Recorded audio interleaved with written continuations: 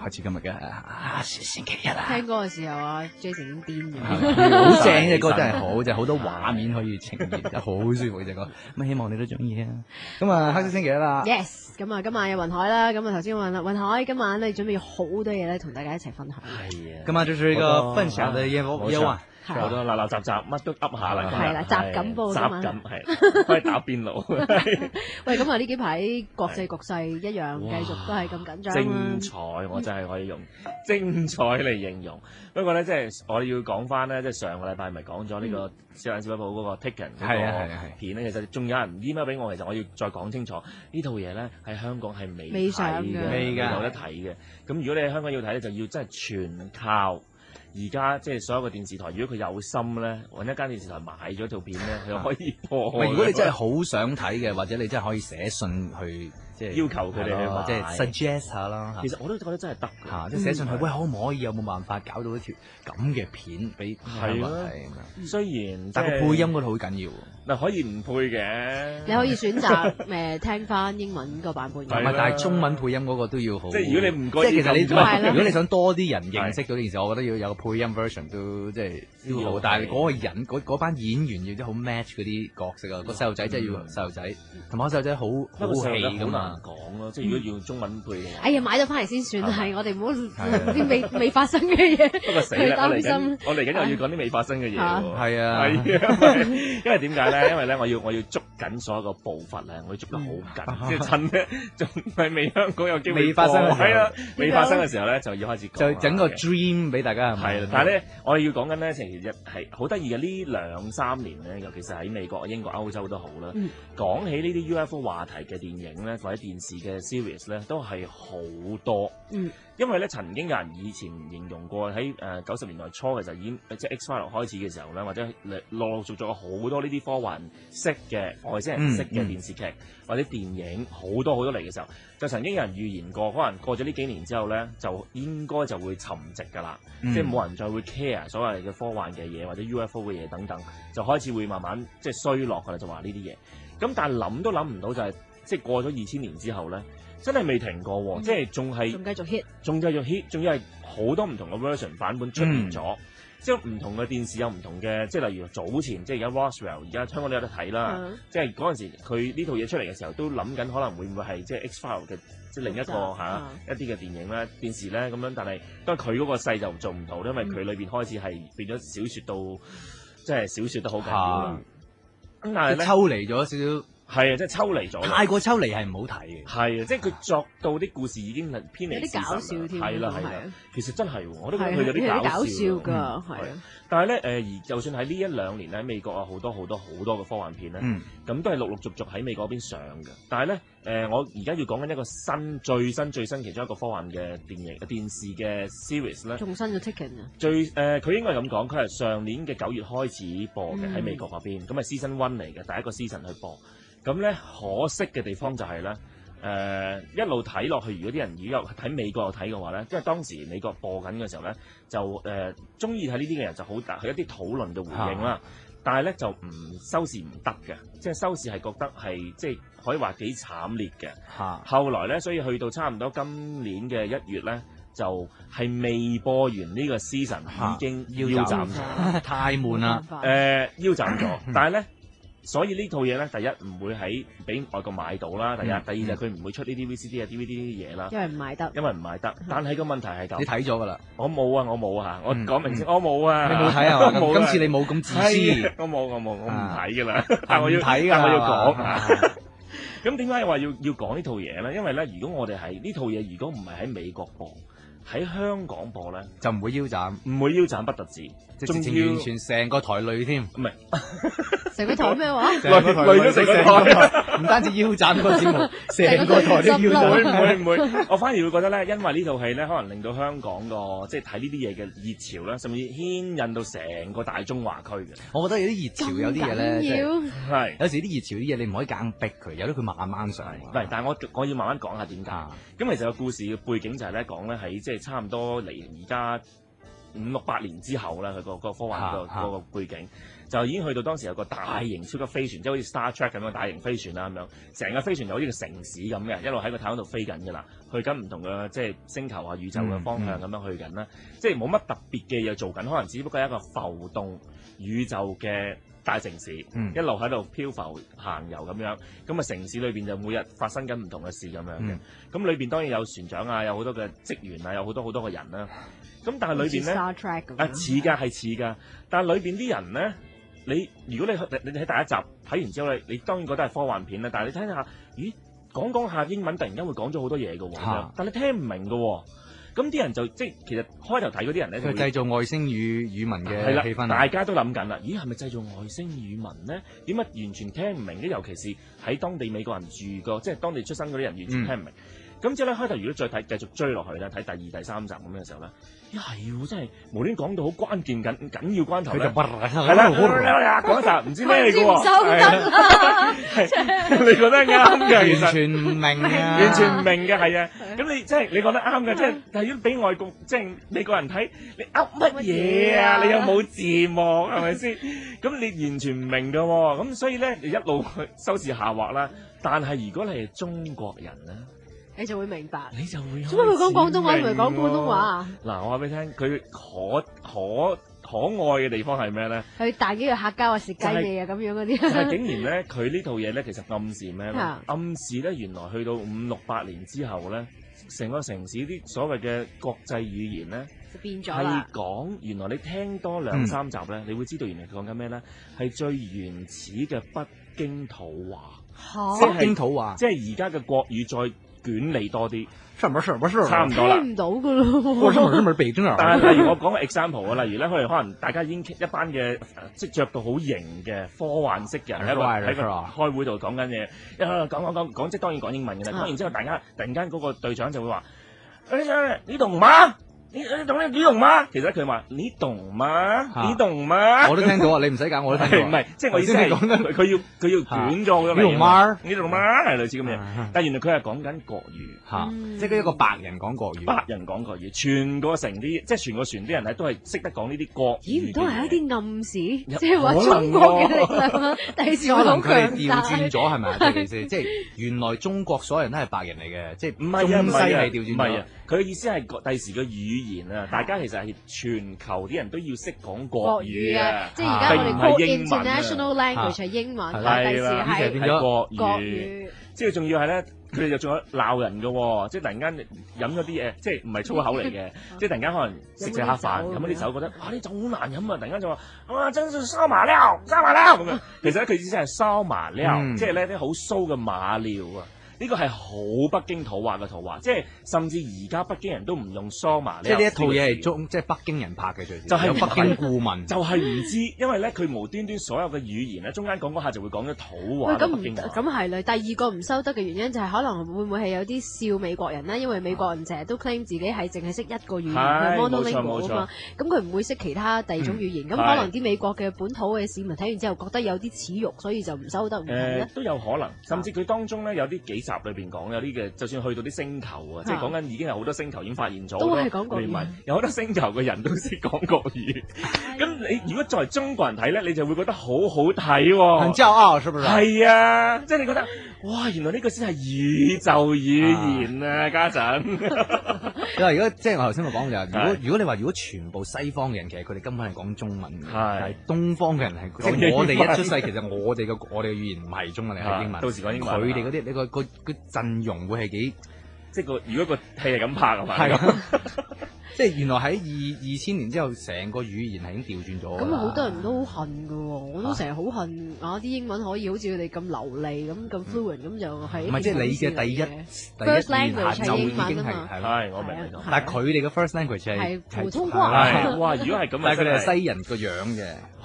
咁啊真係大容我啦，係啊，佢哋就想啦。不過咧，我又真係真係，但係即係你睇落去，你會覺得哇！即係呢個，即係你就會即刻想問佢。俾心機學咗國語啦。嗰啲編劇真係應該係真係一定係問咗當地啲老華僑嘅，一定係。所以美國人一睇會覺得即刻真係悶，聽唔明你講乜嘢。咁但係佢哋直情係唔單止成個，即係佢哋 CIA 都係咁㗎。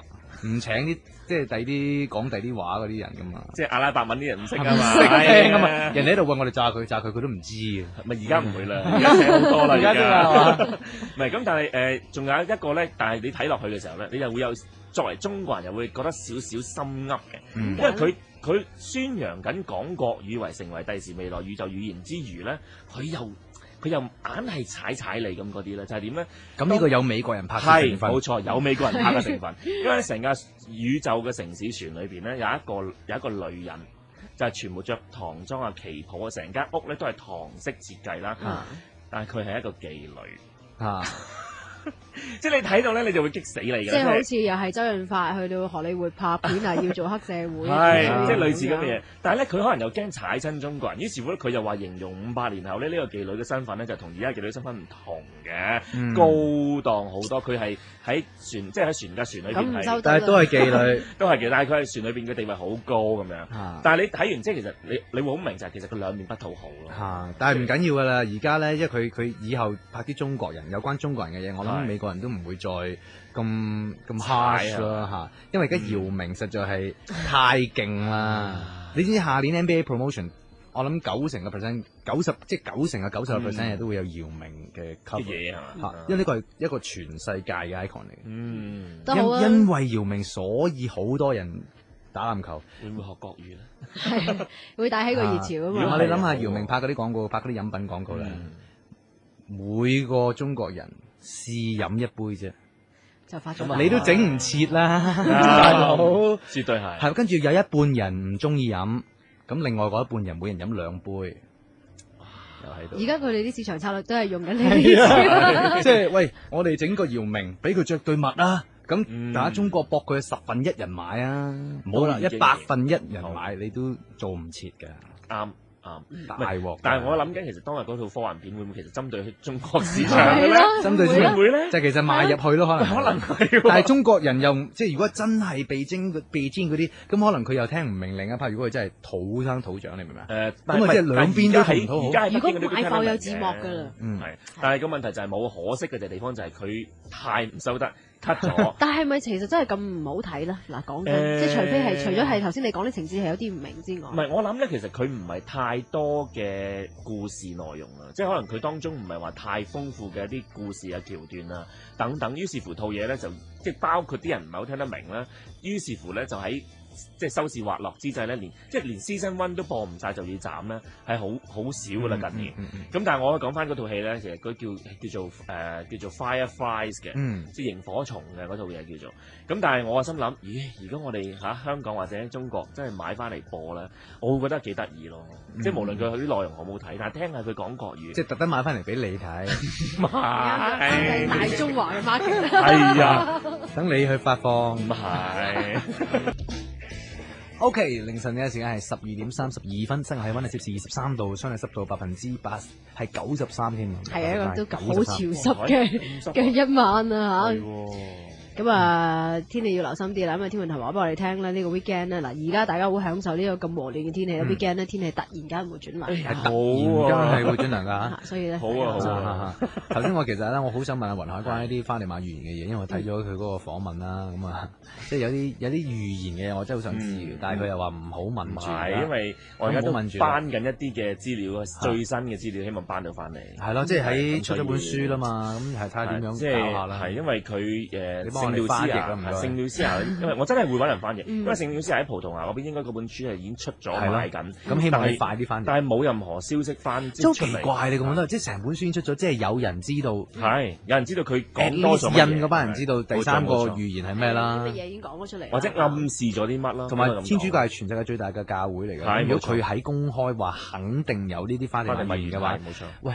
冇人講出嚟，佢哋都會即刻 check 係咩啦，係嘛？印嗰班唔係，其實有個問題就可能而家大家可能知道嗰班咧，就會覺得唔係可能即刻突然間公佈阿蘭就話啦，個預言係乜，真係會恐慌。係啊，真係會恐慌。如果譬如佢話預言真係預言到第三次世界大戰，即係譬如啊，佢預言係第三次世界大戰咧一定會發生噶啦。但係人類咧用人為嘅事件係可以將呢件事拖延，甚至係去到一個好遠嘅時間先發生。咁所以你而家唔該 stop 呢一場呢場戰爭啊！但係咧都有幫助噶嘛。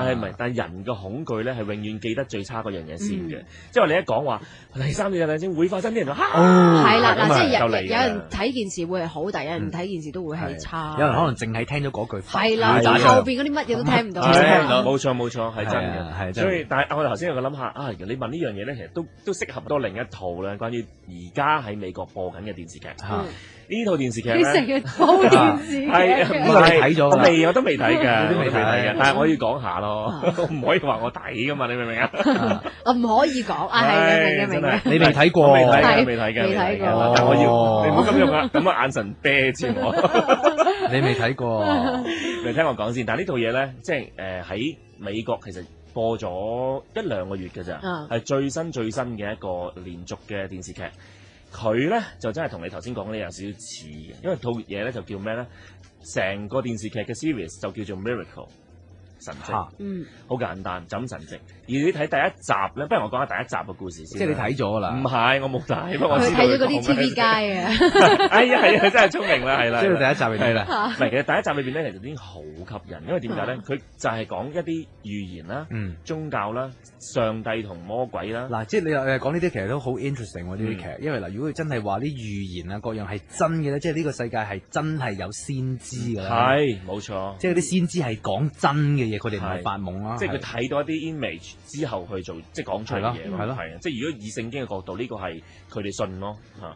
但係但係我又想補充一樣，我又唔想令到啲人真係覺得驚嘅，因為預言呢樣嘢咧，始終有個問題就係如果預言嗰個出現嘅情況，始終有一個機會咧係改變嗰個事實嘅。因為點解咧？其實聖經裏邊唔係未試過嘅，因為當如果其實最出名聖經改變事實嘅一個預言咧，就係舊約嘅約拿書啊嘛。約拿書咧就係話當時咧有個先知叫約拿啊嘛，嗰陣時上帝就叫佢話同以色列講，話嗱你話俾啲以色列人聽，我點樣咧就毀滅你哋㗎啦，因為你哋太差啦，點。咁約拿咧就同上帝講數嘅，即係喺舊約裏邊啊，即係話一定同上帝講話，喂，你唔好再咁樣俾啲畫面我睇完之後叫我同你哋講啊，因為我知道你其實有機會係將呢件事唔發生嘅。咁上帝就話唔係嘅，嗱，你而家係咪唔聽我話先？而家我叫你同我哋講，你唔講，咁嗰個先至話我唔講咁樣。最後咧就上帝咧就唔係懲罰佢嘅，即係想用一個方式令到佢希望佢幫佢講呢個 message，就即係佢就跳咗落個海度咧，就俾一條巨型嘅魚咧就吞咗落個魚個身體裏邊咧，就韞咗我唔記得韞咗3日定係韞咗幾多日啦，唔記得咗啦。咁就好似以前細個睇啲戲咁，有個人游咗入個係啦個肚裏邊，咁佢仲可以生存。其實嗰套嘢就係抄舊約嘅嗰個原裝嘅漫畫故事。咁之後來嗰個約拿就同上帝話：OK，好啦，我放即係我放棄我嘅執着。咁上到嚟同啲以色列人講完之後咧，咁上帝真係同佢講話我真係覺得後悔。好啦，我唔將你預言嘅嘢實現啦。咁呢個係真事嚟嘅喎，即係舊約裏邊成件事係咁。咁即係話，如果以聖經嘅角度咧，原則上如果啲人係令到成件事感動到天咧，其實有機會係會扭轉。而仲有一個仲有趣嘅地方就係講緊呢個約拿嗰個故事啦，同埋嗰條魚咧，嗰個巨型嘅魚咧。可能好多人都唔知，就係而家咧呢條魚傳說嗰嚿巨魚嘅，唔係就係嗰件巨魚嘅骨頭咧，而家係喺巴格達。哇！係好多人都唔知。阿撒旦姆而家喺度日日摸住。因為撒旦姆佢哋其實信回教都信舊約啦，咁佢哋都信約拿呢個故事嘅。咁佢哋有個佢就直情攞咗嗰條魚嘅骨，係咯，都唔奇。但係佢而家都唔奇，而嗰個即係唔係咁嗰個巨型魚嗰個傳說嗰個骨咧，係掛喺而家巴格達附近有一個嘅遺跡古蹟嘅城牆嘅上邊嘅，係真係有個魚真係喺度，係啊，咁而家係真係掛喺度，而家仲喺度㗎，但係冇證實唔到係咪真係嗰條魚啊？係咪嗰條魚有冇寫住啊？唔係佢哋傳咗寫住喺邊度？唔係佢可能係標本住啊，或者佢就傳咗好多好多代係咯，咁就擺咗講咗好耐。我求其喺海撈一條魚，我整個標本我都話係可以懷嗰條魚。咁但係我諗當地人會唔會咁樣做咯？但係個問題係而家啲人都驚嘅一樣嘢就係，如果巴格達真係打仗咧，就會炸嗰條魚。我諗嗰個地方咧，同埋嗰啲魚骨咧，就玩完㗎啦。而家你有冇見過呢條魚？我冇見過呢條魚。幾大條咧？傳説即係唔係傳説喎？如果係真係擺到嘅話，講咧就係一條好似大過鯨魚咁樣個。係，如果吞到一個人，鯨魚咁嘅骨。你仲要係咯？你仲可以韞喺佢裏邊，跟住放翻佢出嚟，即係個胃都好大啊！係啊，同埋你會知道一樣嘢就係原來成個伊拉克啲民眾都信呢個故事，信呢個預言。咁某個程度上，掛條魚嘅喎真係。但係你某個程度上，你會知道原來佢哋嘅心態咧，佢哋都 believe 一樣嘢就係其實原來事實或者事件未必一定發生嘅，即係因為呢個係佢哋相信聖經其中一樣嘢係可以感動天嘅。咁變咗我要兜翻嚟先，兜翻嗰個 Miracle 嗰個電視劇。咁嗰套嘢咧，其實就如果作為天主教去睇咧，其實第一集已經係好爭議性好大嘅。因為佢講呢一個嘅主角啦，嗰個主角咧，即係但係嗱，我話俾你聽一樣嘢，其實當中佢成個電視劇嘅拍嗰啲個案或者啲故事咧，其實佢有好多咧，都係真係參照咗真實嘅故事，同埋真實嘅個案咧去演繹嘅，即係佢同嗰個頭先嗰個 Firefly 就太唔同啦，即係嗰套真係天馬行空到天馬行空嘅，咁呢套咧就真係用一啲好應該咁話，應該佢攞到好多天主教真正嘅檔案啦，係檔案咁而去拍。而當時其實呢個主角係話佢咧本身以前係一個好虔誠嘅天主教嘅神父嚟嘅。哦，呢個神父咧仲要係幫教宗咧，即係講緊呢幾十年嚟幫教宗咧，就去不斷去全球每一個城市咧。如果一收到一個信息就係話，喂嗰個教堂或者嗰個地區有神蹟發生，不如你去調查啦。咁原來呢個神父咧就係負責去鑑定嗰啲神蹟係真定係假嘅。咁但係嗱，我話俾你聽，其實梵蒂岡真係有一啲天人嘅，真係會不斷去。如果有人話俾人聽，嗰個聖母像流血或者流淚，咁佢哋會派去睇嘅。而呢幾十年嘅梵蒂岡做嘢嘅方式咧，就同以前中世紀係完全調轉咗嘅。以前中世紀咧就有任何嘅神蹟一出嚟咧，就首先認咗佢先，係有神蹟有神蹟有神蹟，就叫啲人信嘅。而家就保留。而家咧，其實我哋會再進一步嘅研究。係啦，冇錯。呢幾十年嚟咧，都係啱啱同以前嘅時代唔同，因為咧，第一可能而家佢哋進步咗啦，第二就係可能佢哋覺得唔可以立亂，突然間就話呢個係神蹟啦，或者可能引起恐慌啦等等。咁呢個神父即係佢其實 base on 咗一個真正嘅 team 嘅神父嘅故事咧，就話佢一路去 prove 呢啲係咪真係神蹟。咁啊，故事成個架構就係話，佢後來咧，佢揾咗好多個城市，見到好多嘅人，揾到好多嘅所謂嘅神蹟嘅故事咧，佢都可以用科學同埋常理解釋到，同埋佢會覺得，咦，原來所有嘢都係一係就誤會，一係就大話，一係就係又係錯覺咁樣。於是乎咧，喺個故事裏邊咧，就話其實佢一早咧就已經因為呢件事咧，佢就對自己個信仰咧產生咗呢個矛盾，佢反而咧退出咗天主教，退出咗神父，做咗一個平民，即係套戲裏邊咁講。咁因為佢覺得好失望啊，因為佢都以為呢個世界有神蹟啊。咁直到咩事發生咧？直到有一件事發生，佢就開始重新去睇翻，咦？會唔會以前我係諗嘢太狹窄咧？咁樣，就係咧，因為佢發生咗個意外啦，所謂嘅。咁誒當時佢有啲嘅講法就係因為佢知道一個事件，就係有個細路哥咧，個細路哥係識特異功能嘅。咁梵蒂岡嗰邊咧就因為佢雖然係退出咗做神父啦，但係佢好多即係神父嘅朋友或者好多人都問翻好多佢意見嘅。咁因為佢都係個專家嚟㗎嘛。咁其中一個神父就急 call 佢啦，過咗好多年之後，佢話：喂，你真係要睇呢一單 case 咁樣，因為呢單 case 咧同你以前研究過真係幾唔同，即係佢個即係但係故事嘅背景都係講緊呢幾年嘅事咋，即係同現代社會係呢幾年嘅事一樣嘅。咁佢話：喂，你真係要睇下呢樣嘢，因為呢個細路哥真係好似有特異功能，即係佢不但止可以即係聲稱醫到一啲人啦，聲稱可能預言到一啲嘅事物啦，等等。咁佢就覺得咦咁奇怪，因為佢自己本身都即係以前研究呢啲 case 嘅時候咧，其實佢都有少少好似有啲特異功能嘅嘢，但係佢都唔 confirm 自己係唔係嘅，即係佢聽到啲聲或者咁樣。咁佢於是乎就話 OK， 我睇下啦咁樣。咁就喺去到個途中一定發生咗啲意外啦咁樣。佢就即係交通意外嚟嘅。咁就即係重傷咁樣咯。咁而佢當時自己見到嗰個即係一路流血出嚟嘅咧，一路啲血咧係其實寫咗個字出嚟，嗰啲佢自己血咧寫咗啲字出嚟，就係咧寫住我哋諗清楚個字，我驚讀錯啦真係，佢係寫住我要好小心讀，因為佢係God is now here，我記清楚先，因為呢個好關鍵嘅。God is now here， 即係話上帝咧而家已經喺度啦咁樣。咁之後就啲血就散咗咁樣啦。咁之後咧，佢就其實已經好嚴重意外啦。咁呢個細路就知道咗之後咧，即係呢個所謂識第二功能嘅細路咧，就嚟到嘅時候咧，就好似完全知道呢個男人嚟做乜嘢，如果知道呢個男人經歷過啲乜嘢，就用佢嘅第二功能醫好咗呢個神父。而因為醫好咗之後咧，反而個細路死咗。哦，即係俾晒呢啲嘢。係啦，好似係咁啦。咁於是乎個神父就覺得成件事好匪夷所思係啦，因為佢調查咗10幾年嘅神蹟，竟然最拉尾有一日係佢發生喺佢自己身上。因為佢原本係就快死㗎喎，咁於是乎佢直情將 report 好興奮啦，直情話：喂，呢次真係揾到神蹟啦！呢次真係揾到原來呢個地方係有一啲咁嘅嘢，咁啊寫埋成份報告俾梵蒂岡，但係梵蒂岡反而冇反應，佢話：你唔好咁講，你唔好咁寫，你唔好咁樣演繹先，你可能睇錯嘅，你可能誤會嘅，反而係咁樣去 discourage 佢啦咁樣。咁但係佢開始就覺得：咦唔係喎，即係呢個世界應該。即係呢幾年發生嘢喎，係有嘢喎咁樣，可能係嚟緊一啲我哋唔知嘅嘢喎。咁於是乎咧，佢就開始去自己研究，而之後再遇到啲事情。今日我做少見不怪佢 Eason Chan。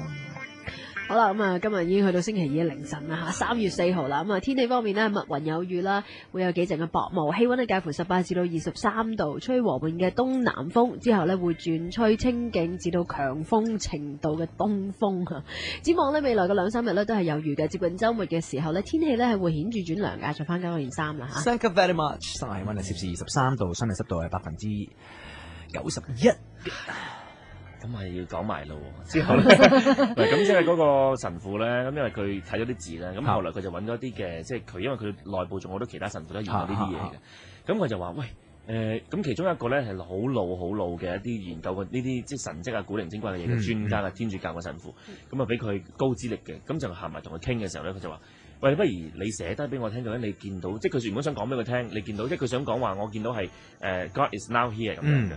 咁佢話：嗱，你唔好講，佢同我講，你唔好講，你寫出嚟俾我睇。咁嗰人就都唔明點解佢要咁啦，咁啊寫。佢話你寫出嚟嗰個字形係點樣砌出嚟嘅？唔係你即係唔係就咁你寫字，你見到點樣盡量畫出嚟啦，即係。係啦，冇錯啦。咩？咁佢寫出嚟啦，咁個神父一睇，佢話：咦，咁你呢個係我所見嘅唯一一次。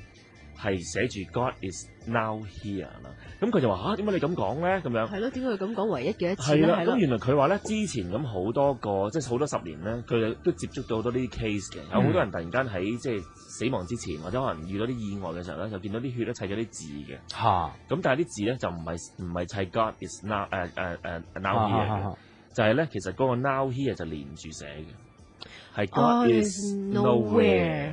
咁於是乎咧，而家佢就話啦，哇！如果竟然喺呢一刻由 nowhere 變咗 now here，都係嗰啲字，咁佢就話：咦？莫非上帝即係話講緊基督再嚟？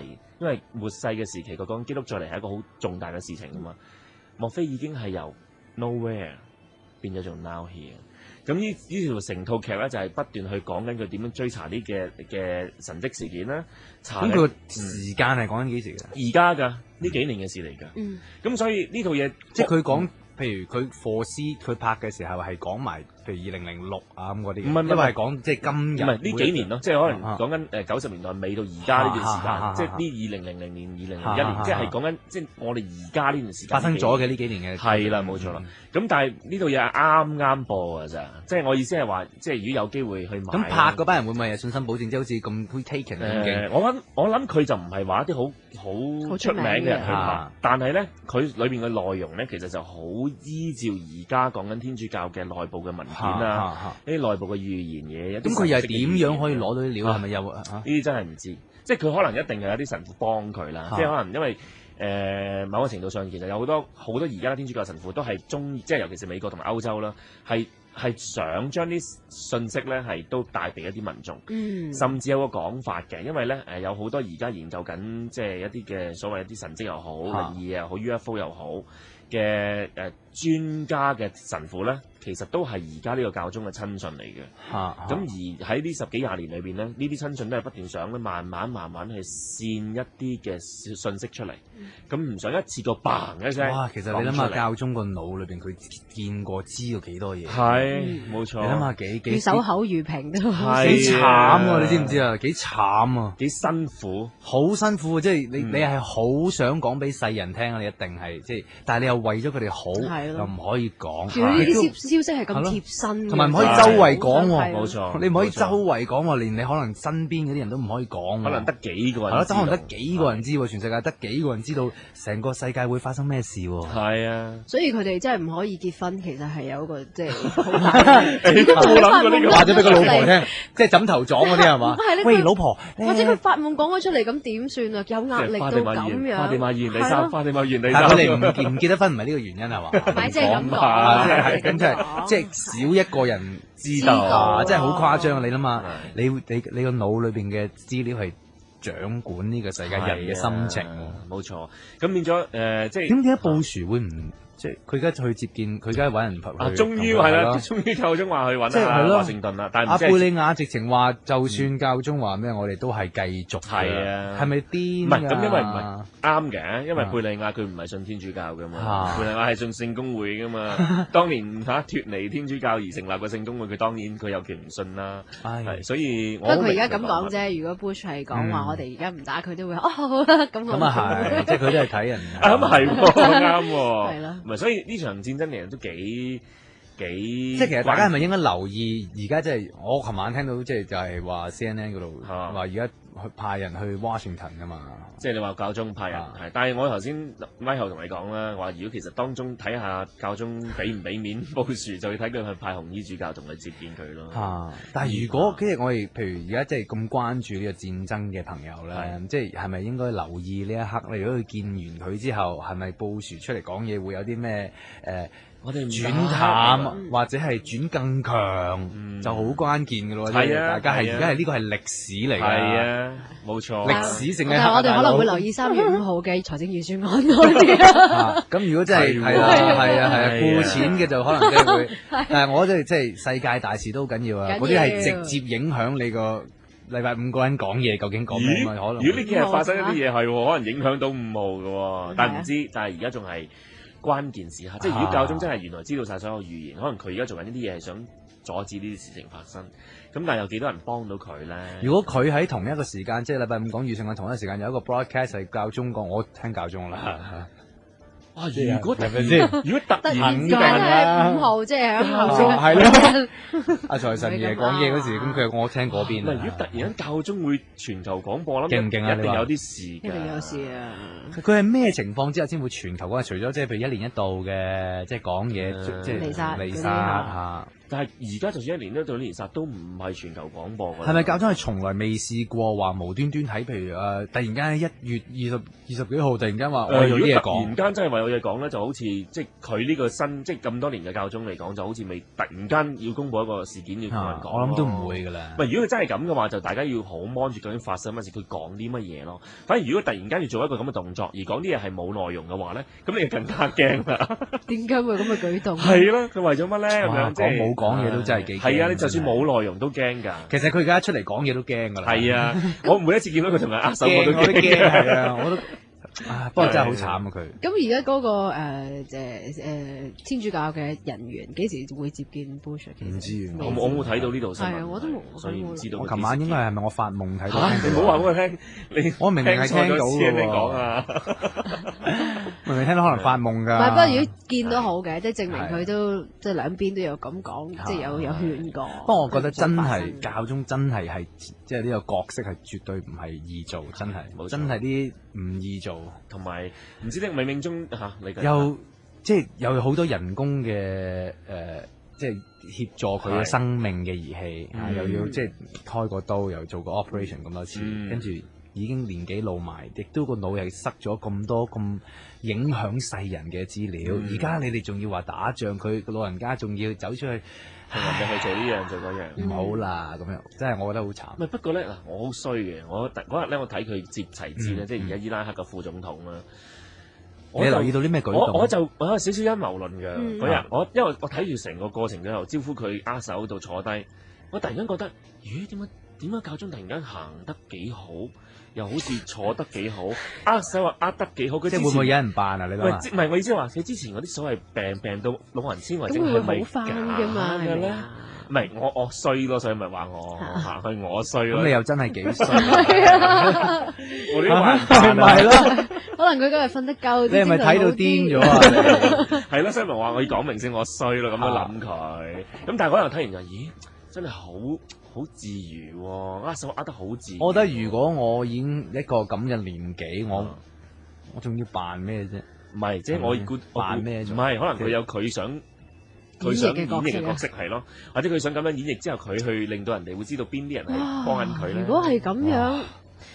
佢一日會唔會唔記得佢啲角色嘅咧嚇？即係呢個鐘頭可能會做好人，下一個鐘頭唔得，我要即係狡猾少少，再下一個鐘頭，我要細顧啲。冇可能呢個而家大佬呢個係教宗喎，如果講緊唔係講笑喎，大佬呢個係教宗嚟嘅喎。我覺得如果佢點會咁樣？如果咁樣可能唔記得啦。唔係，如果咁樣可能冇可能啦，冇可能。咁啊係，咁啊係。你太細心啦，嘿！我太敏感。你諗下，你上次你講個穿梭機調轉要變一粒魔鬼星嗰啲。都咁樣講係咯，唔會，我覺得即係最關鍵。我想睇下，如果我冇聽錯啦，琴晚如果我唔係發夢，如果冇聽錯嘅話，如果佢真係見咗布殊嘅話，我啊好想睇布殊出嚟，見完之後布殊出嚟講嘢嗰個。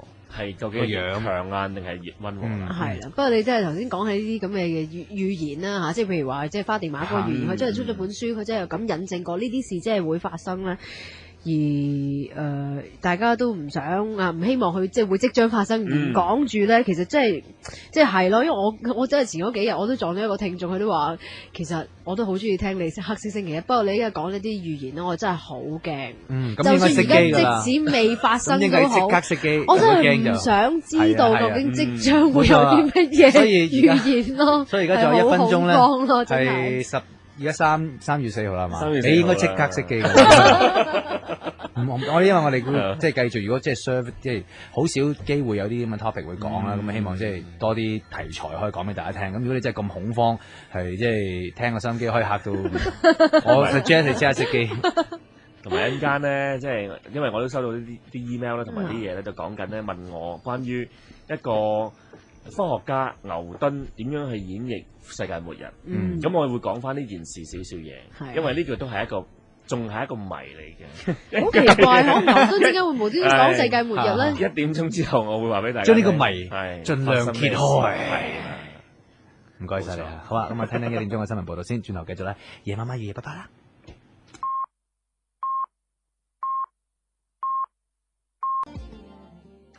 今日佢做教書喎，佢係胡彥斌。好啦，咁啊，凌晨嘅1點12分，咁啊，繼續翻嚟夜媽媽夜爸爸。係啦，咁啊，第二節夜媽媽夜爸爸咧，未開始之前呢，有一個咧特別嘅交通消息話俾大家聽嘅嚇，就運輸署咧響0時10分嘅時候咧就宣布㗎，因為咧水管爆裂嘅關係咧，窩打老道往沙田方向近禧福道嘅線呢就係已經係封閉㗎啦，中線呢係已經封閉啦。再重複一次，就係因為咧水管爆裂關係啦，窩打老道往沙田方向近禧福道嘅中線呢而家係已經封閉，咁所以咧揸車人士咧請盡量忍讓同埋留意電台嘅交通消息㗎。OK， 唔該晒。咁咧，即係上個禮拜咧，即係一個國際嘅消息咧，即係令我都覺得有啲詫異嘅。就係咧，喺英國同埋主要係英國啦嚇，主要英國咧有個國際嘅消息咧，就亦都套用咗喺以色列嘅消息啦。咁就話咧，佢哋咧就翻查咗好多個檔案啦，就話咧諗都諗唔到，原來咧講緊當年係講緊幾十年前咧有個傳聞嘅，就傳聞，呢個傳聞就係話咧，好出名，我哋即係而家所有科學嘅物理學啊等等嘅典範殿堂級人物牛頓咧，咁原來咧喺佢即係在生之年嘅時候咧，原來佢係好深信呢個聖經嘅，係哇好驚啊！好驚啊！即係啲咁科學嘅人係咯，係啊，咁佢原來深信聖經，冇事係。我見到，哎呀，有啲踢動得犀利咧，突然間係嚇，佢淨係痛痛痛，係你聽到牛頓呢個字牛頓痛痛，咦咁可能係科學家嚟㗎，佢淨係痛痛啊，係好勁啊，係嗎？係啊，咦咁啊真係，頭先你一講預言啦，呢一隻棒棒講牛頓就已經牛頓可能佢喺裏邊 moonwalk 緊喎，係啊，可能即係牛頓啲腳已經喺度有啲反應，佢聽到我哋黑色星期一。咁但係牛頓，即係你諗下，牛頓係一個咁即係，咁唔該你盡量帶住個微笑嚟講，係你唔好嚇親係我啲，唔會嚇親啲嚇，而家開始要胎教，係啊，唔好嚇親啲細路仔。咁但係牛頓咧就喺呢個原來咁多年嚟咧，即係傳說中咧，即係呢幾十年嚟都話咧，其實當年牛頓研究科學之餘咧，就研究晒成本聖經，仲要係好 detail 咁研究完之後咧，係為乜咧？就係話咧。佢咧就用咗一個自己去理解嘅方式咧，而去將聖經解碼。即係所謂計條數去 break 佢個 code。類似啦，即係所謂而家真係聰明聰明㗎，即係例如佢係咪即係但係佢唔係計嗰種叫做即係每隔7個英文字母就。所以所謂以前而家咪即係你講緊嗰個所謂Bible code，Bible code 即係聖經密碼啦，就係其實某個程度上係因為傳聞以前牛頓做過啲類似嘅嘢，但係就冇人知道佢做過啲乜嘢。係咯，其實真係唔知嘅，冇人知㗎。咁就甚至講咧話冇，其實呢個只係一個傳說嚟嘅啫。牛頓冇做過呢啲嘢，同埋牛頓係呢個做科學嘅實驗嘅啫。佢做咩要做呢啲嘢咧？咁樣咁啊，竟然咧喺上個星期咧，呢個英國嗰邊咧就發出咗一個嘅外電啦個報導咧，就話證實原來當年咧所謂牛頓去喺研究啲聖經嘅時候咧，佢 study 咗成本聖經之餘，將佢解碼，即係用佢自己嘅方式解碼。仲計咗一個所謂佢認為呢個世界末日嘅時間，但係佢話嗰個解碼嘅末日時間唔係佢自己定出嚟嘅喎，即係牛頓話佢唔係自己定出嚟，而係佢通過聖經裏邊嘅解碼方式，而佢佢領悟到之後就作出呢一個嘅結論咁樣。佢甚至喺佢自己個報告書裏邊，佢自己寫個報告書啊，講緊即係呢本嘢係即係幾百年前嘅報告書嚟㗎。就話佢預言到咧人類嘅呢一個文明嘅毀滅咧，就會係2060年嚇。咁2060年，我已經係魂歸你估2060年係咪咧？係咯，大家都係啦。我肯定係啦。係咁咪好咯。好啦，咁啊今晚嘅節目咧已經係完畢啦嚇。你唔好咁咧咁樣嚇親人嘅。咁之後咧就啲人就話咧，咁點解你會咁即係講佢點解話2060同埋點解會話你肯定嗰個唔係一個傳說咧咁樣？咁原來咧，佢哋揾翻一個故事嘅背景，就係原來呢本咁出名、咁重要嘅牛頓嘅一個手寫嘅研究聖經末日預言嘅嘢咧，竟然係1930年嘅時候咧，喺一個雜貨攤俾人賣咗嘅。即係你真係你真係諗唔到，原來1930年代你諗下，亦都係一個好即係緣分咯。係啱。呢本嘢真係上帝，即係可能覺得輾轉之間都要落翻喺一個即係識欣賞佢嘅人手上，同埋係一個你今日關鍵嘅時間唔見咗，即係1930年代，你2次大戰未發生，第一次大戰完咗冇幾年，咁之後佢人咧消失咗呢本嘢，咁之後就傳話呢本嘢其實有喺度，但係啲人又當係假嘅。OK，咁原來而家呢本嘅嘢喺邊咧？喺以色列。有啲好敏感。係啦，喺以色列某一間大學嘅圖書館裏邊收藏住呢本。係 original 嘅。之後咧，仲要係咧，原來咧係英國嗰邊咧，咁就派咗呢個專家咧，就去逐頁原來係呢幾年逐頁研究係一粒聲都冇講過嘅，即係冇人話過俾你聽，冇人話過俾我聽。有少少嬲啦，咁今次。梗係唔係玩大咗啦，佢哋冇話俾你聽。喂，我無端端點會收到佢哋消息咧？咁原來一路以嚟都呃晒全世界。大家都以為呢個係假嘅時候，以為呢本嘢不存在嘅時候咧，咁即係其實 BBC 嗰邊咧主要係咁就話俾你聽真嘅，有呢本嘢嘅，我哋揾專家睇晒啦。佢話2060年係世界末日啊，咁之後咧就話啦，但係佢講嘅時候好似你頭先小姐我覺得佢係咯，即係佢話咗 confirm 2060年係世界末日。佢咁樣形容之後咧 BBC 就話啦，但係咧究竟點解佢咁樣講？佢哋究竟寫啲乜嘢？咁就要留意 National Geographic。唔係佢啦，咁請留意我哋 BBC 遲啲有個節目啦。哦，咁於是乎咧，其實呢套嘢咧就係未上嘅。咁於是乎佢就將佢放風嘅啫，其實一路放風。咁但係嗰份嘢咧，原來就 confirm 咗，原來真係而家擺咗以色列啦。咁佢邊個話2060年先世界末日？咁其實係咪即係我哋成日都覺得第三次世界大戰之後咧就會世界末日？其實可能唔係，可能係即係呢個世界有第四次世界大戰咧。嗱，如果你話好多預言裏邊咧，其實好多預言有啲時令到人哋有個誤會嘅，因為咧而家手上面呢幾十年嘅預言裏邊咧，包括花地瑪又好，包括諾塞丹馬士又好，包括就算聖經都好啦，其實當中有個關鍵位就話有一場好大型戰爭咧，即係我哋而家預言，即係我哋認定佢做第三次世界大戰先啦。之後其實係有一個好長期嘅太平時間嘅，即係呢個係所有預言都加咗呢一 part 落去嘅，包括聖經都有嘅嚇。咁嗰個預言，即係嗰個長期嘅平安時間完咗，先至到世界末日嘅。咁但係當然啦，即係我呢度佢都已經話到明，就係話佢冇唔講俾大家聽，究竟點解牛頓佢會用一個所謂解碼聖經嘅方式計到係2060年咧？咁啊有待即係 BBC 佢哋會講啦，遲啲。咁但係個問題就係話佢點解會落咗一個咁肯定嘅時間呢？係啦，咁同埋你諗下，佢講緊係佢200幾年前就做啲咁嘅嘢，其實你可以話佢當時做咗咁大膽嘅決定，仲要係身為一個咁出名嘅科學家。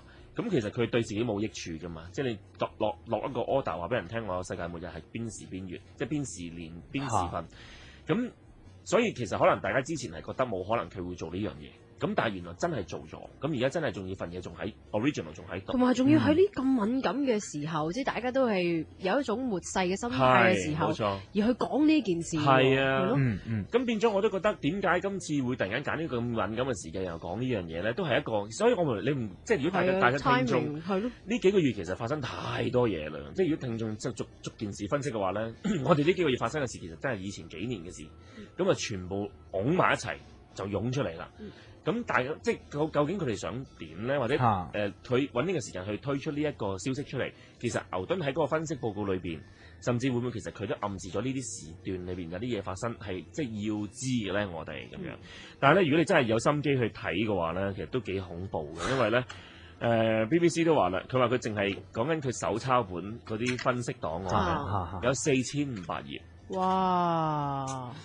你點睇？喂，但係點解會英國即係搶先一步而去到即係以色列嘅大學嘅圖書館裏邊揾到咧？佢都算好嘢㗎啦，而唔係其他嘅國家嘅大學嘅研究人員。唔係，我幾驚佢一陣間話唔係喺以色列，我其實喺以色列我好開心㗎，我幾驚話喺大英博物館。係啦，如果佢話其實不嬲都喺我哋博物館咧，不過我哋唔出聲，咁就真係嬲死我啦。原來唔係，真係以色列，真係以色列。哇，其實呢個世界仲有好多呢啲咁嘅，即係類似呢啲重要性嘅嘢咧，係流傳喺呢個世界。係啊，係仲未知嘅。係咯，可能遲啲有啲中國又有新發現。有係咯，真係好多，即係其實即係嗰啲人講係啱。佢話我哋嘅寶藏其實真係已經喺底。你想知道地球嘅過去，其實你掘你就知嘅。慢慢去發掘，慢慢發掘你就知。不過咧，呢單消息一出嚟咧，其實咧就即刻有一單同樣嘅消息喺英國出嚟啦，係又講咩咧？英國又係關於呢個好出名嘅科學家牛頓。張敬軒啊，佢係咁樣叫做 My Way。真㗎！哇，好緊張啊！今晚啊，雲海講嗰啲牛頓，我諗啊，牛頓講嘅第二，即係佢研究嘅第二樣嘢咩咧？唔係，其實咧後來呢單嘢一出咗嚟之後咧，咁喺英國嘅一班科學家咧。就出現咗一個，你唔可以話佢係反牛頓嘅，你只可以形容佢係一個，佢要為一啲人去辯護同埋去爭取翻佢應有嘅名譽。咁原來咧，我哋啱啱過咗3月4號啦，去到3月4號啦。其實3月3號咧喺英國咧都係一個大型嘅重大日子嚟嘅。就係咧係有一個科學家叫做 Robert Hooke 咁樣。咁呢一個人咧。原來當時即係3月3號咧，其實就係佢300年嘅忌辰啦。喺即係喺英國嚟講，當年佢咧原來係同牛頓咧係齊名嘅。嗯當年啊，原來佢咧。甚至即係我話俾你聽，呢個事實係令到我哋而家呢啲人咧就會知道咩叫做歷史嘅假象啦。牛頓就所謂研究一個萬有引力啦、地心吸力啦等等等等，所有嘅嘢咧都係我所有教科書讀嘅嘢啦。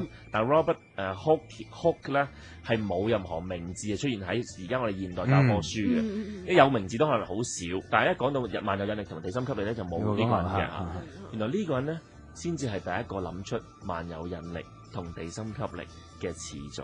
點知咧？唔係全部有檔案嘅喺英國，喺英國嘅皇家科學院同埋佢哋有幾個嘅實驗室咧，都係有晒佢哋記錄。而甚至呢一個嘅即係其實佢哋發明咗之後，又經過一輪嘅政治鬥爭之後，就殺死佢咁嗰啲係嘛？唔係。但係點解係咧？會俾佢哋開始寫嗰啲報告啦嚇，佢寫啲報告，甚至呢一個嘅Robert 咧，呢個科學家咧，喺當時嚟講，即係佢同牛頓係同時期嘅人物啦。原來佢咧就係全世界第一個咧，佢諗咗啲個科學理論之後咧，係佢開始用儀器去測試每一樣實驗係咪準，而係佢開始嘅。咁之後咧，原來過咗幾十年之後咧，大家即係原來佢同牛頓咧都係即係同樣嘅科學家，同樣都係熟嘅朋友嚟嘅添。咁後來咧，去到牛頓正式出咗一本講呢個萬有引力啊、地心吸力嗰啲書嘅時候咧，咁原來係激到佢咧係生蝦咁跳。哇！唔係咁反骨係嘛？係即係如果係記錄係啦嗱，英國而家啲科學家開始講翻佢啲故事，咁就話原來咧係原本呢個只係一個合作性嘅一個科學研究，甚至佢 Robert 係比牛頓更早去研究萬有引力嘅。而竟然最後得到結果係啦，出咗名嘅係牛頓。但係咁嘅，但係原來當年咧講緊200幾年前咧，係牛頓同埋 Robert 都係同樣地出名嘅原來。咁不過咧一路當時嚟講咧，佢有好多個科技咧鬥搶啦，即係例如我寫咗論文先，咁佢又要搶呢樣嗰樣啦。跟住我搣下你一個，跟住我寫嗰個係我做先，即係類似啲咁嘅嘢啦。我先。咁又喺嗰陣時就開始做咗呢啲咁嘅事情，即係因為呢啲全部冇得呃嘅，原來喺英國全部啲記錄都記錄晒嘅，不過只係現代社會將呢個人去摒棄咗啫。咁原來關鍵點解會令到牛頓出咗名，而 Robert 係無名無氣咧？咁原來佢早死。咁唔怪得啦。佢比英年早逝，係佢好似係比牛頓早死20幾年嘅。咁後來所以佢牛頓所寫嘅論文咧，其實都好多係參照咗佢。咁佢有冇做翻 reference 啊？哇！咁佢真係做晒功課咁啊！做晒功課之後，跟住又俾佢keep 住啲功課，咁啊逐年出。嗱，但係咧後來咧就係話咧，聽聞咧佢啲檔案咧就離奇消失咗嘅，即係 Robert 嗰啲嚇。咁你當時就會諗，咦？但係牛頓係不斷出嘅喎，嗰陣時之後。咁甚至去到後來，仲有一個最離奇嘅事就係咧，原來咧全世界到今日為止咧，已經冇咗所有 Robert 嘅畫像，同埋冇咗佢哋嗰啲記錄嘅檔案。呢個斬草要除根，冇錯噶啦。時間係就算真係會真係沖淡，即係你話200年後，你而家開始覺得，如果有人 prove 到佢嗰個牛頓嗰個係原來係錯嘅，原來唔係咁樣計嘅，即係譬如如果咁200年後，可能佢都唔會再有名。即係可能話佢係計錯咯，或者係提佢計錯啦。但係總之歷史原來係有少少盲點啦。咁但係有趣嘅地方係點咧？佢喺呢個當呢個所謂 Robert 咧，佢哋當時有個即係科學嘅會議喺嗰個英國度即係存在噶嘛。咁呢個科學嘅會議咧，咁當時原來咧呢個 Robert 後來佢死咗啦。死咗嗰一年咧，咁牛頓就坐正做咗會長。咁而原來咧，傳聞中咧嗰一年開始咧，所有喺嗰啲科學會啊、科學協會啊等等嘅地方咧，呢個 Robert 嘅畫像咧就從此唔見晒。明裏有事。咁即係咧，啲人就開始估啦。喂，冇理由牛頓唔知嘅啫，或者當然有啲人暗示啦，強烈暗示，究竟係咪牛頓將佢啲畫整爛晒咧？咁樣即係心計咁勁咧？咁於是乎咧，去到今年即係講緊啱啱嗰個琴日啦嚇，3月3號300年呢個 Robert 嘅忌辰嘅時候咧，英國有一大班嘅科學家咧就出嚟咧就同呢個人咧我討回公道，係啊，真係討回公道，同埋真係會再次將呢個人嘅真真正正嘅發跡史、真真正正嘅科學嘅研究，同埋真真正正佢經歷所有嘅嘢咧，開始為佢。希望向全世界講翻個事實，唔係淨係得牛頓當日發明佢自己嘅理念嘅。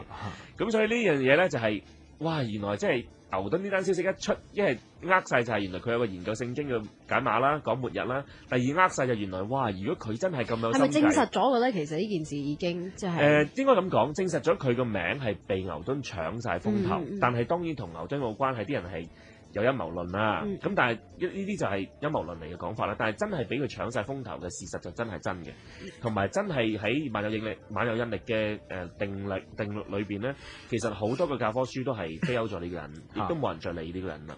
咁啲人就覺得哇，真係唔應該係咁樣。不過如果唔係有咁有可信性，都唔會有咁多科學家即係為佢攞翻呢個公道，係咪？冇錯，喺英國嚟講300年後都要咁樣同佢。咁做一個成功嘅人係咪應該不擇手段咧？咁好，但係你睇下牛頓，如果真係咁不擇手段，我就覺得我情願唔成功啦。即係我就覺得，咦，乜牛頓係咁嘅咩？我就會覺得好。即係佢係咁偉大嘅一個科學家嘅時候，我哋就會俾咗好多好嘅元素佢噶嘛。佢如果係一個咁叻嘅人咧，佢會係好人。係啊，佢會係貢獻社會，佢好熱心，佢好大方，佢唔會咁攻心計，唔會咁自私。變咗一個咁嘅人㗎嘛。係咯，所以唔知。所以呢啲咪就係表現咗人類嘅單純。所以要300年後先幫佢去討回公道，都好卒之等到有呢一日。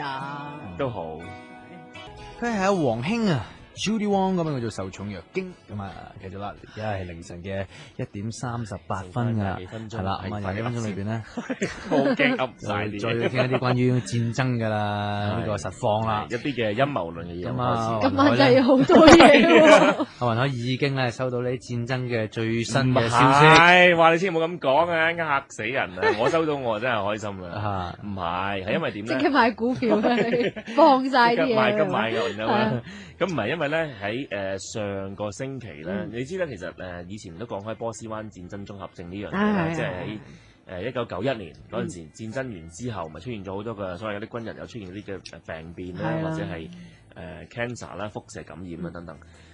咁呢一單嘢咧，其實以前咧即係啱啱戰爭完咗之後咧，就政府唔認噶嘛，有好多機關都唔認噶嘛。咁而呢一啲消息係邊一個去放出嚟嘅咧？就係原來咧喺美國有一班嘅志願人士啦。咁呢班志願人士其實就好，其實佢哋又唔係，即係其實佢哋係咪醫生嚟嘅？佢哋有一啲即係參與，可能係社會運動嘅人啦，或者一啲嘅點形容啊，即係一啲嘅關注社會嘅團體嘅人士啦咁樣。但係佢哋咧就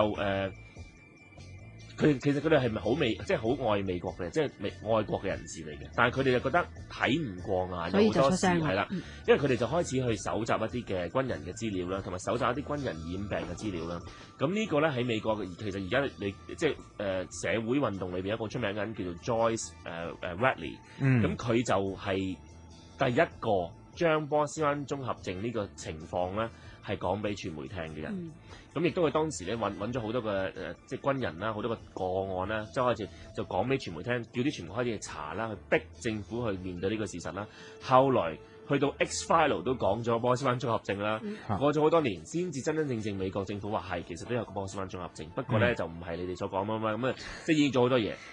咁而家去到一個關鍵位，你知啦，而家話準備去打伊拉克啦，準備話驚佢呢個侯賽因好似91年。其實而家直情講到即係佢通唔通過都係啊，都炸㗎啦，係啊，都行㗎啦。咁就話如果即係佢哋驚啊嘛，即係美國自己就話驚，話如果萬一我哋炸佢，侯賽因可能一個反擊就將佢自己所有嘅油田就好似91年咁啊放火燒晒佢咁樣。咁你如果有睇到上個禮拜咪 ABC 電台即係香港都有播啦，即係訪問侯賽因，你會炸自己油田。咁侯賽因都好講到明嘅話，我做咩要炸我嘅油田咧？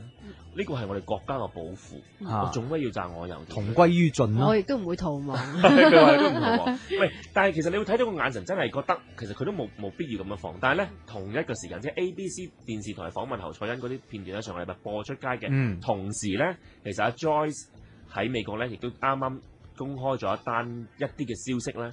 就都令到我又覺得震驚咧，美國一啲嘅傳媒都覺得震驚嘅就係、是，當年即係第一次戰爭91年嘅波斯灣戰爭，咪一路撤嘅時候咧，咁咪話一路嗰啲所謂嘅伊拉克嘅共和隊衛軍咧，咪一路撤就一路喺科威特火點個油田啊嘛，點油田就着火啊嘛，就令到好多人好慘啊，救援呢樣嗰樣。咁到上個禮拜，真係上個禮拜咋，先至開始有一啲呢個 Joyce 咧已經係用咗好多年嘅時間，揾咗好多個當時有份參與波斯灣戰爭嘅一啲軍事人員啦，就去做一啲嘅聽證，即係甚至佢錄咗音㗎啦，即係做落㗎啦，有律師在場做晒 record， 佢哋知道呢啲人喺邊度叫咩名，但係佢公開嘅時候就當然唔會講個名啦。咁就先發現一樣嘢，原來咧當年嘅油田咧唔係侯賽因炸嘅嚇。咁係啦，佢話咧，因為 Joyce 都話啦，佢話佢其實都聽過呢啲消息好耐，但係佢從來都唔敢去講。其實佢證實咗未？係啦，因為佢而家就揾咗好多聽證嘅人咧，就做咗 record，就已經係問咗當時有份參與嗰場戰爭同埋參與有份炸油田嘅士兵，去做咗一個已經錄晒音嘅 record，有好多個唔同部門嘅，即係唔同嘅人嘅。咁先至知道原來當日咧個陰謀論就出咗嚟啦。原來當日咧呢件事係真事嚟嘅。上個禮拜開始講嘅，即係上個禮拜傳媒講嘅。咁啊 Joyce 公佈嘅添，即係唔係一啲二打六嘅人物，即係 Joyce 係因為佢係講波斯灣戰爭綜合症嘅人嚟嘅。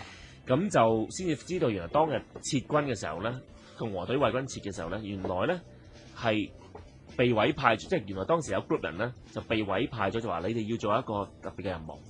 呢班全部係美軍嚟㗎。呢班咁即係其中一個嘅即係錄翻音講翻出嚟嘅人就話啦，當時我哋喺個即係 group 裏邊咧，其實大家係全部20幾個人係喺唔同嘅部隊抽出嚟嘅，即係大家互不相識嘅，抽過嚟之後咧喺個 group 裏邊就突然間咧有個佢哋一望就認到係美國人嘅人，咁就行入嚟，喺軍官嚟嘅，即係行入嚟。咁咧就佢哋個個都熟口熟面，即係知道呢個官喺邊度，邊個國防部嚟，呢個官裏邊認到啲樣，但係認唔到個名嗰啲啦嚇。咁但係咧當時佢哋都覺得好愕然，因為咧佢哋全部人嘅身上面咧就冇着到美國軍服，就着咗聯合國嗰件衫。哇！教我得係啦，着咗聯合國件衫。咁之後當時好有部署，係有部署㗎。咁個美國我當時覺得好愕然，點解佢會着住 UN？ 但係佢冇諗嘅，因為美國人係好愛國㗎。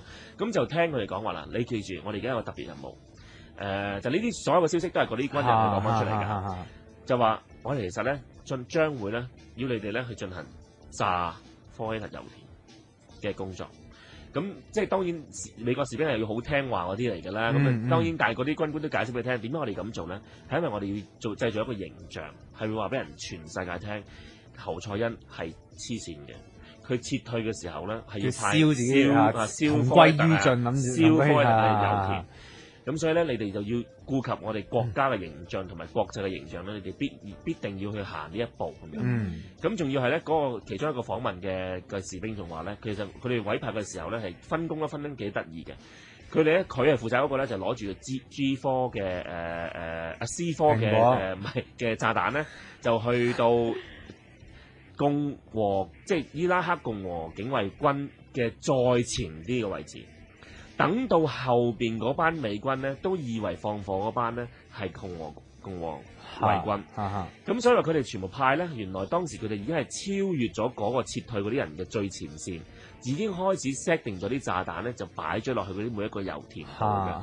咁但係原來咧係咁嘅 ，set 油田裝定炸彈嘅係一啲人，負責走去引爆嘅又係另一啲人，但係都係嗰 group 人裏面負責，每人做一 part 嘅啫。等到你唔會覺得係嗰個人去炸人嘅。全部做晒啦，即係等到共和伊拉克嗰班共和警衛軍去到嗰個位置之後，一離開咧，嗰啲油田開始就着火。咁就後邊一路喺度進攻嗰班美軍咧，就以為係共和警衛軍去放火嘅。咁於是乎成件事咧，係上個禮拜咧先至開始有人喺度講翻出嚟，就話原來成件事好似根本就同侯賽因冇關喎，好似係一個局嚟嘅喎。咁咪好，而家其實如果真係嘅話咧，就係好病㗎，係好有病喎。美國會真係犯眾憎喎。但係林知上個禮拜已經開始公佈，我諗起碼我嚟緊呢2個禮拜會有人炒作㗎啦，即係起碼美國嗰邊有人會炒作呢件事啦。但係仲要係諷刺到點咧？當時你知道科威特着晒火嗰啲油田咧係好誇張㗎嘛，即係啲煙又好污染好污染。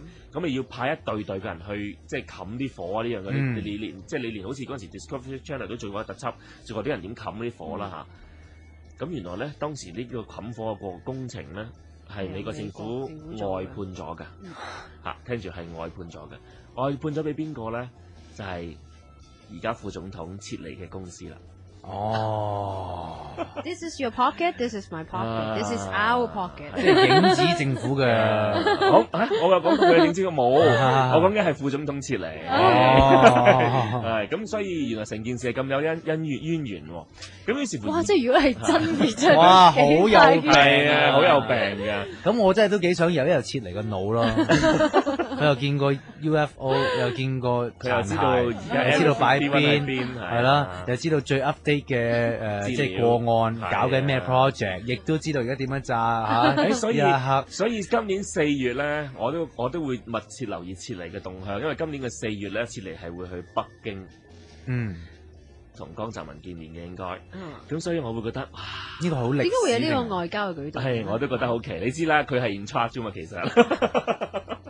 咁所以我諗佢4月去北京。其實佢係咪真係美國都公認佢係 in charge？其實我諗咧，大部分嘅民眾咧都知道係佢係有啲嘢。講笑地話，唉。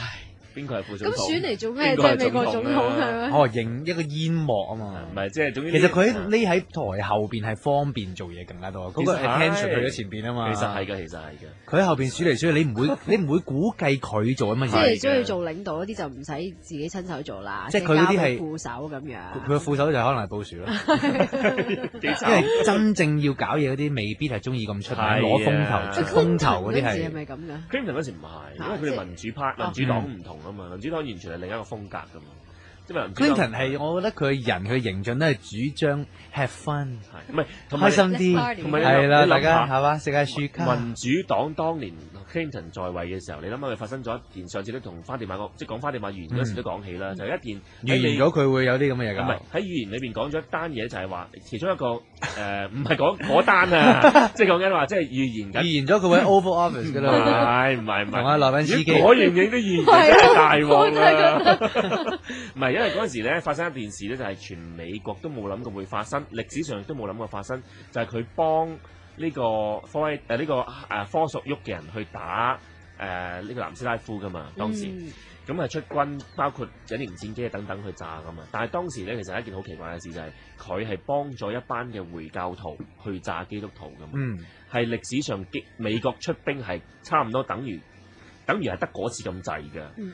咁係從來以前都冇事，今次都唔係啦。今次係以基督教嘅名義去炸回教徒啦。咁但係當日 Clinton 嘅時代，竟然係以回教徒嘅角度去炸基督徒噶嘛。而呢件事咧，其實當時咧，即係我唔知嗰次有冇講到呢單嘢啦。就係喺花地馬預言其中一個嘅小道消息裏邊講咧，因為其中一個 part 咧就係講呢個冇講過敵基督嘅事咧。因為佢當時就話後來末期有一單嘢會發生咧，就係會係有人去以一個軍事嘅名義去炸一班嘅基督徒。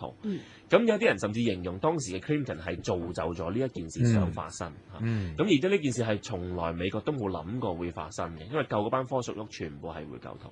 但係亦都全部回教徒都唔會記得呢件事喎，即係好似當美國冇發生過呢件事咁嘅喎。所以呢件事喺預言世界裏邊係一個謎嚟嘅。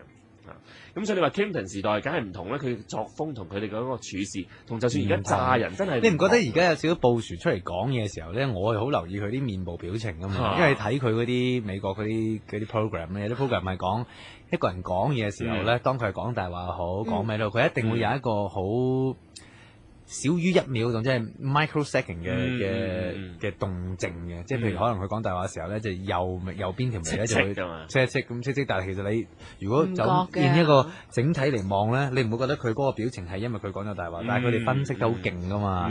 有啲人譬如唔肯認嘅，佢個樣俾你問佢問題，佢好憎你嘅問題嗰陣時咧，佢可能喺即係1%秒嗰度咧，佢鎖眉。但係鬆翻開嘅，其實佢已經係一個好勁嘅掩飾嘅人嚟嘅，但係佢都俾佢 lock 住嗰個 frame 就嗱，佢其實咧你講呢個問題咧就係咩？咁你睇布殊嘅時候咧，我唔知咧，我係咪對佢有偏見咧？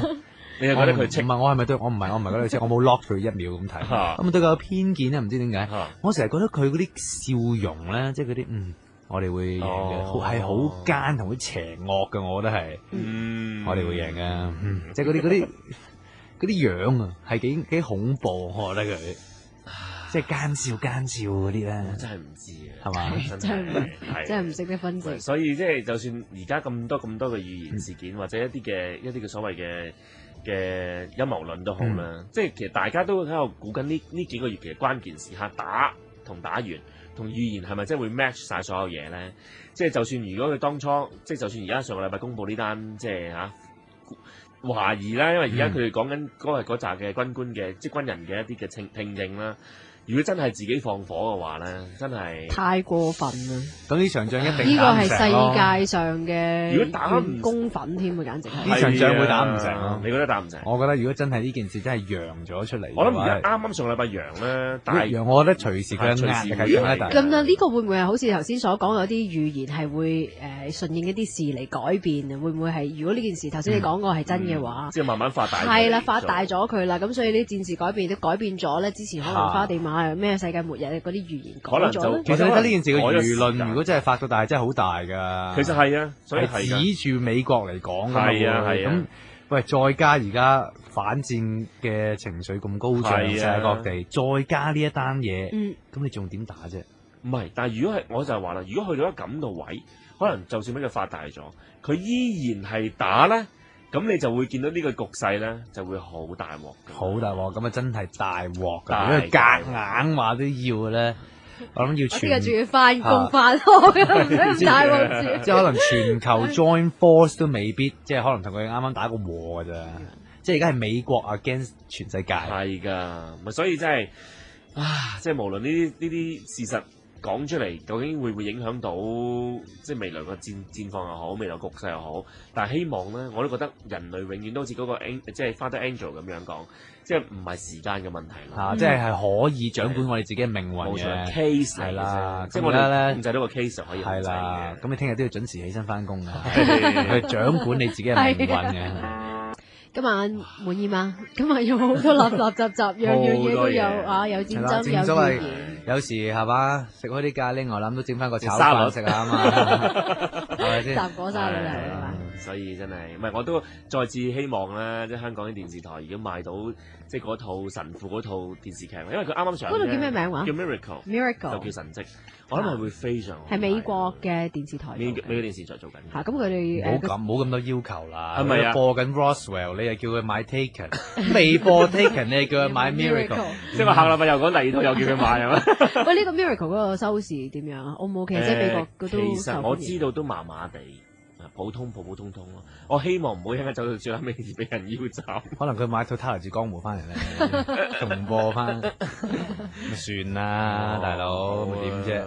咁第二啲台咯，我真係覺得香港人應該睇下呢啲正。不過真係少一啲科幻嘅電視嘅節目睇一套咯，戲就即係電視就真係冇啦，即係 X-File 咯，戲有一個咯。佢呢排都有嘅，但係都唔。但係你話即係電視劇啊，即係有即係我講港產片嘅電視劇，就好多唔同嘅元素，但係真係好似冇試過。香港嘅電視劇真係好少，唔係好似冇添啊，係啊，或者說服力唔夠咧。電影就有嚇，但係電視真係冇。你嗰個電影講你個名我都咩㗎？我都你都笑係啦，都即係說服你，因為點解咧？香港啊嘛，係啊，你唔係你即係你覺得好似香港人你講金融 OK 係嘛？係冇錯，講食又得，講食 OK。你就美國咁，你去嗰個地方，但係譬如中國都可以講啲嘢㗎。啱，因為佢大啊嘛，你未必去過所有地方，唔通我話俾你聽？喂，我先喺銅鑼灣出現，你直接唔好講笑啦。你話如果個 UFO 鏟咗喺赤柱？啲人都唔信㗎，所以好少好難做到呢啲題材都冇水。你話赤柱有水怪，你都唔好阻住我啦，即係咪先？但係你話如果中國咩山西、陝西嗰啲有個湖嗰度有個水怪，咁你都真嘅咦係嘛？因為大啊，我覺得即係有如果佢即係中國拍一套嘢，即係隨時都會。唔係，我覺得佢遲早會有一日係拍一套中國即係電視劇嚟講，中國電視劇拍一套中國科幻連續劇。我諗佢哋會。你有冇睇到嗰個明珠台嗰集啊？嗰啲人嗰啲頭骨啊？我睇咗啦。其實話佢係話紮住，所以佢生到咁樣噶嘛。但係又話推翻咗，又做唔到呢樣嘢。最誇就係講其中一個 BB 仔嘅頭骨係畸形嘅頭骨啦，可以話，但係抽唔到 DNA。呢個真係。同埋佢有個頭骨嗰個一定係 alien 㗎啦，佢隻眼嗰個係真頭骨嚟㗎嘛？係真頭骨嚟㗎，係真係。後邊就拱出嚟啦，但係前面嗰兩隻係大嘅，仲要係好埋噶嘛，係啊，好似加菲貓咁啊嘛。即係中國以前都有 alien。唔係中國啊，嗰個都係南美洲。南美洲秘魯啊，如果中國揾到一個咁就哇！你都話喺古籍以前都有記載。咁啊係。其實我覺得唔使買好多片，只要將明珠台嘅片做一個翻譯，擺喺翡翠台都播下。咁就多好多香港人會睇到。係真係嗰個好。多謝你意見，鄭生，我哋會考慮。考慮下，唔該你。交俾思偉兄談市場俾嘢添，拜拜。拜拜。